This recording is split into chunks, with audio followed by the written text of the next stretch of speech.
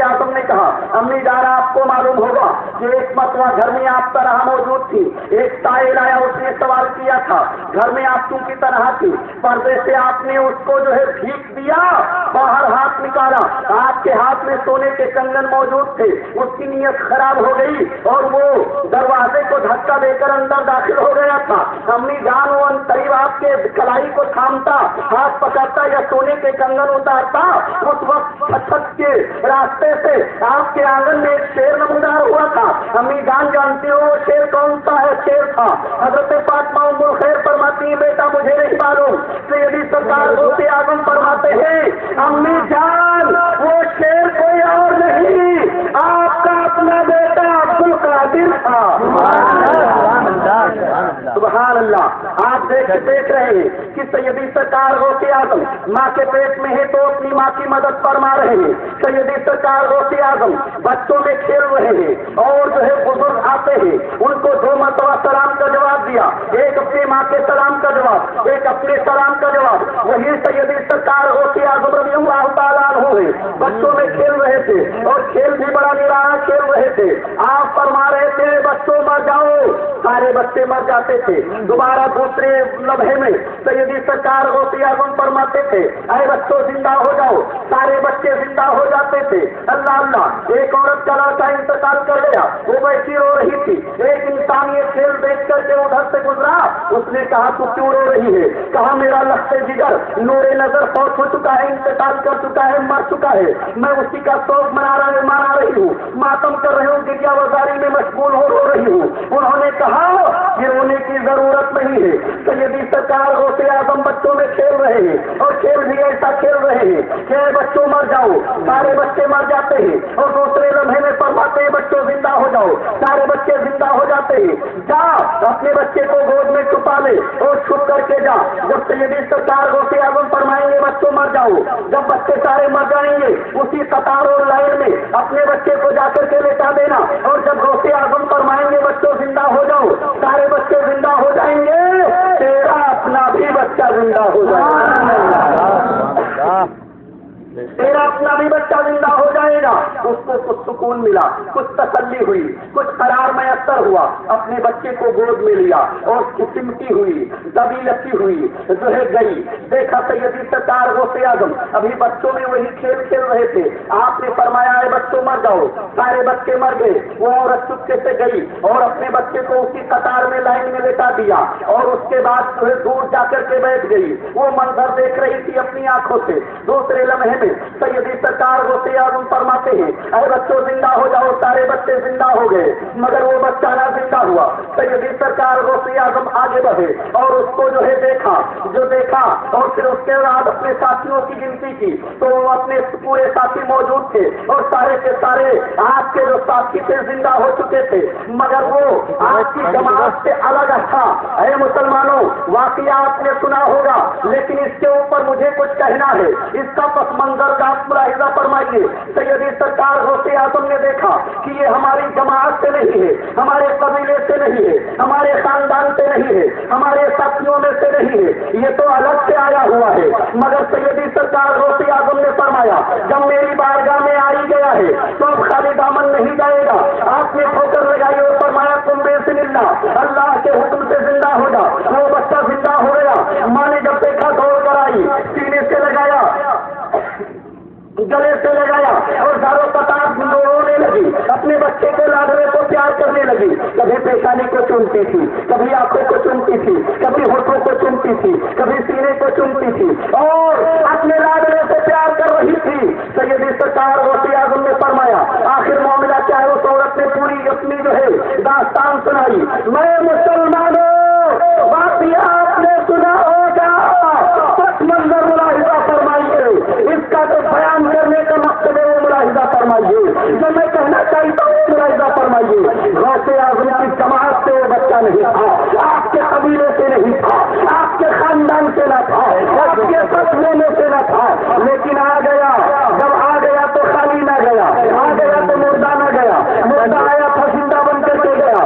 اے مسلمانوں، جو غوث اعظم کو سچے دل سے مانے گا غوث اعظم اس کی بھی مدد فرمائیں گے۔ ان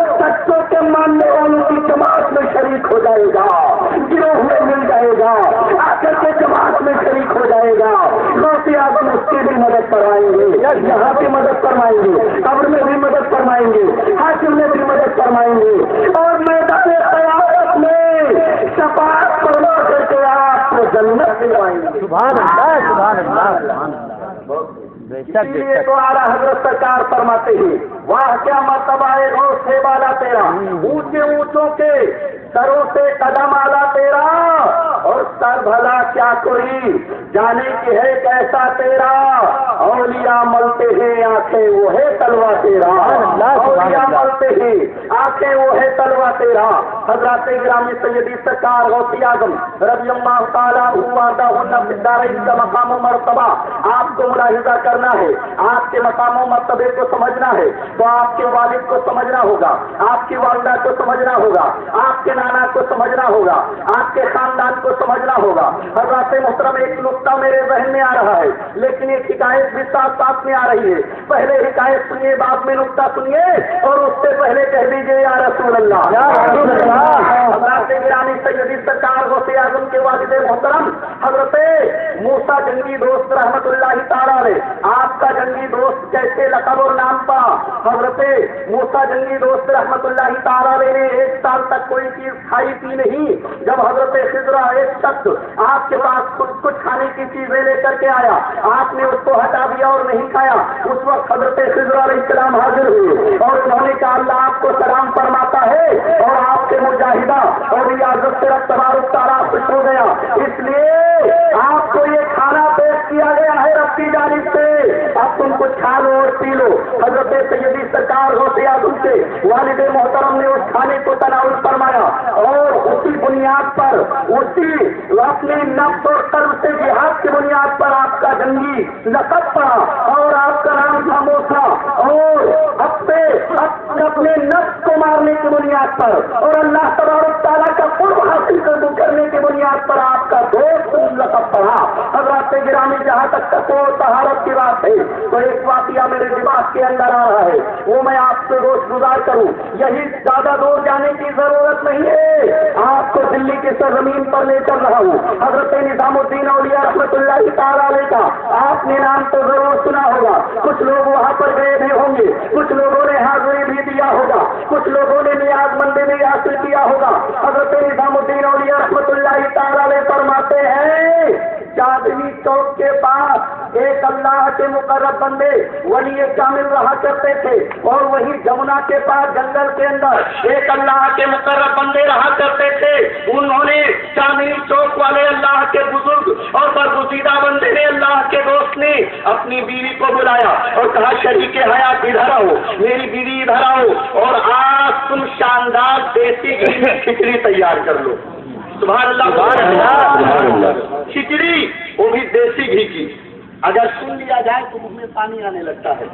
حضرات انہوں نے فرمایا دیسی گھی کی کھچڑی تیار کرو. دیسی گھی کی آپ کی بیوی آپ کی وفادار تھی. آج کل کی عورتیں ہوتی تو ہو سکتا ہے منع بھی کر سکتی ہے اور نہ جانے کیا کیا سوالات پیدا ہو سکتے ہیں. المختصر یہ کہ کھچڑی تیار کیا اور جب کھچڑی تیار ہو گئی تو اپنے شوہر کی بارگاہ میں گئی اور کہا میرے سر کے تاج کھچڑی تیار ہو چکی ہے. آپ نے فرمایا تشت میں کھچڑی نکال لو اور اس کو ایک جو ہے کپڑے سے ڈھک دو اور خود پردے میں تم ایک چادر میں لپٹ جاؤ, پردے کا اہتمام کرو, پردے میں لپٹ جاؤ. اور جمنا کے پار جنگل میں ایک اللہ کا بندہ رہتا ہے, ایک مقرب بندہ رہتا ہے, اللہ کا دوست رہتا ہے, لے جاؤ ایک کھچڑی اس کو کھلا دو.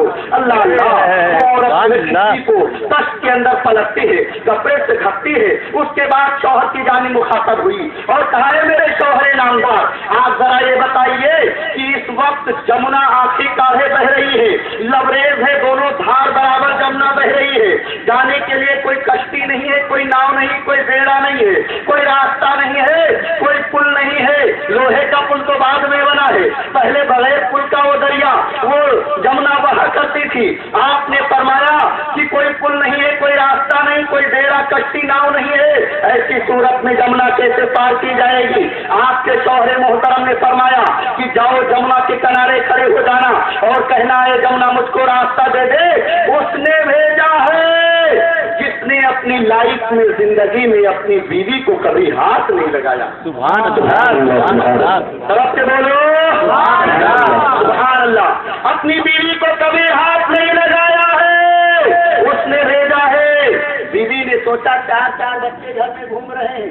آخر معاملہ چاہیے واقعہ شان حبیب الرحمان مفتی احمد یار خان صاحب سگرا نعیمی کی کتاب ہے, اس کے اندر لکھا ہوا ہے. وہ فرماتی ہیں کہ چار بچے تو ہمارے گھر کے اندر گھوم رہے ہیں, اس میں ایک دو جوان ہونے کے قریب ہو چکے ہیں, اور یہ کہہ رہے ہیں بیوی کو ہاتھ نہیں لگایا. یہ اتنا بڑا جھوٹ, اور جبکہ قرآن کے اندر لعنت اللہ علی الکاذبین, جھوٹوں پر اللہ کی لعنت ہوا کرتی ہے. بہت وفادار بیوی تھی, آج کل کی عورتوں کی طرح نہیں تھی. گئی جمنا کے کنارے کھڑی ہوئی اور کہا ہے جمنا مجھ کو راستہ دے دے. اس نے بھیجا ہے جس نے اپنی بیوی کو لائف میں زندگی میں کبھی ہاتھ نہیں لگایا. ادھر کا پانی ادھر رک گیا, ادھر کا پانی ادھر رک گیا. جمنا میں ایک سوکھا راستہ, خشک راستہ تیار ہو گیا اور چلی گئی. کسی کے ذہن میں سوال پیدا ہو سکتا ہے اور پوچھ سکتا ہے مولانا نوری آخر یہ کیا معاملہ ہے, جمنا کے اندر راستہ کیسے پیدا ہو گیا؟ تو میں کہوں گا راستہ جمنا کے اندر یا ندی کے اندر, نالے کے اندر, دریا کے اندر بننا یہ کوئی نئی بات نہیں ہے. حضرت موسیٰ کے لیے دریائے نیل میں اس سے پہلے راستہ بن چکا ہے. تو حضرت موسیٰ کے لیے جب بن چکا ہے تو حضرت موسیٰ چونکہ بنی اسرائیل کے نبی تھے, اور نبی کریم فرماتے میری امت کے علماء بنی اسرائیل کے نبی جیسے ہوں گے. تو نبی کریم کی حدیث کی روشنی میں اگر ان کے امت کے علماء کے لیے اور امت کے علماء کی عورتوں کے لیے آج دریا میں راستہ بن جائے تو کون سی تعجب کی بات؟ دریا کے اندر راستہ بننا یہ کوئی نئی بات نہیں ہے, کوئی نیا معاملہ نہیں ہے. حضرت موسیٰ علیہ السلام کے لیے اس سے پہلے بن چکا ہے. جناب میں آپ کو بتانا چاہتا ہوں اور مختصر یہ کہ ادھر کا پانی ادھر رکا اور ادھر کا ادھر, بیچ میں خشک راستہ بن گیا اور وہ عورت جمنا پار کر گئی. اللہ اللہ, اب وہ جنگل کے اندر پہنچی. بیچ جنگل میں ایک بزرگ نہیں کمزور اور جن کے سر سے پیر تک سارے بال سفید ہو چکے تھے, آنکھیں اندر گھس چکی تھی, پیٹ اندر چلا گیا تھا, منہ میں دانت گر چکے تھے, منہ کے دانت, آنکھوں کی روشنی کمزور ہو چکی تھی. دیکھا عبادت الہیہ میں مشغول ہے, عبادت الہیہ میں لگے ہوئے ہیں. ان کے سامنے کھچڑی کا تخت رکھا, کپڑا ہٹایا, سلام پیش کیا اور کہا